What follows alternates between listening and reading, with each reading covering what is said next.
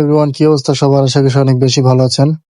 So Dhaka থেকে সবার সকাল সকাল রওনা দিয়ে দিলাম সিরাজগঞ্জের উদ্দেশ্যে। সো নাস্তা খাওয়া কমপ্লিট। এই যে দেখেন আমাদের দুইটা বাইক রেডি হচ্ছে। তো আমার বাইকের টপ বক্স লাগানোর পরে কেমন লুকস আসতেছে আপনারা অবশ্যই কমেন্টে জানাবেন। সো আমরা এখন রোডে উঠে গেছি, আমরা একটু পরে রওনা করব। সো আমার বাইকের মডিফিকেশনটা কেমন লাগছে আপনারা অবশ্যই জানাবেন। সো আমরা একটু পরে রওনা করব। সো আপনারা দেখতে থাকেন। সো আঁকা পাকা পথ দিয়ে প্রকৃতির সুন্দর আবহাওয়া। আজকের আবহাওয়াটা খুবই ভালো, রোদ নেই, একদম বৃষ্টি নাই, খুবই ভালো একটা ওয়েদারের মধ্যে, ঠান্ডা ঠান্ডা ওয়েদারে আমরা রাইড করতেছি।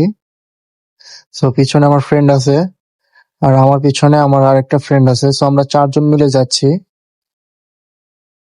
তো আপনারা ভিডিওটা কন্টিনিউ করতে থাকেন এবং কিছু সিনেমেটিক ভিউ দেখেন।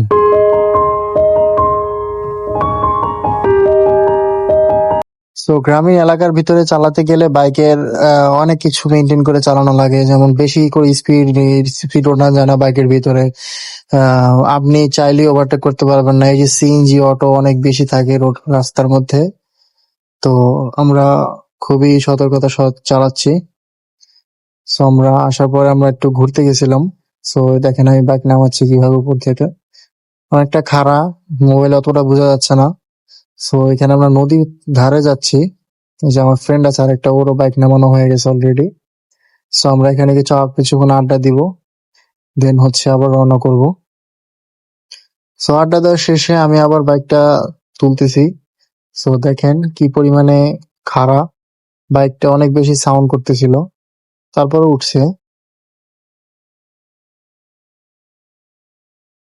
তো আপনারা দেখতেই পাচ্ছেন আমরা কত সুন্দর একটি জায়গার মধ্যে আছি। এখানে দেখেন টারবাইন আছে।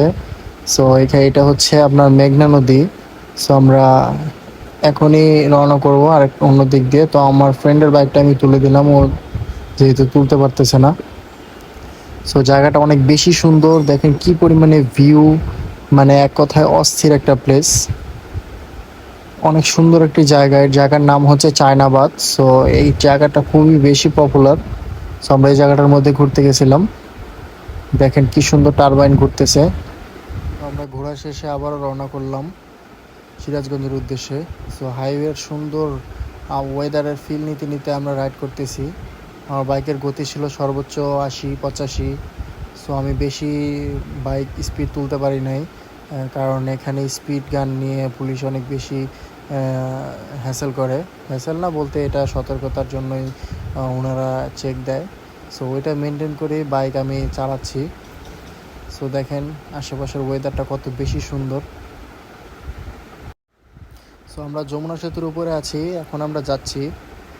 সো পিছনে আমার ফ্রেন্ড আছে, ওরাও একটু ভিডিও করে দিলাম, কারণ ও একটু চাচ্ছিল যে আমাকে ওদেরকে একটু ভিডিও করে দিই। সো ভিডিও করে দিলাম।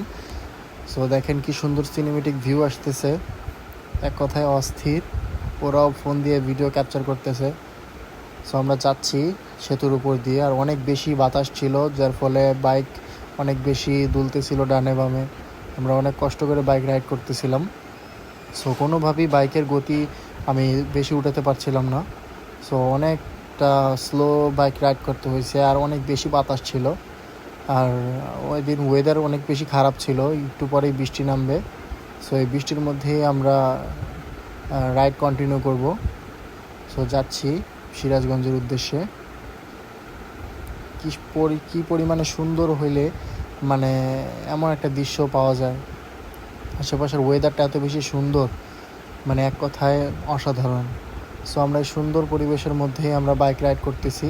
সো আমার কাছে অনেক বেশি ভালো লাগতেছে।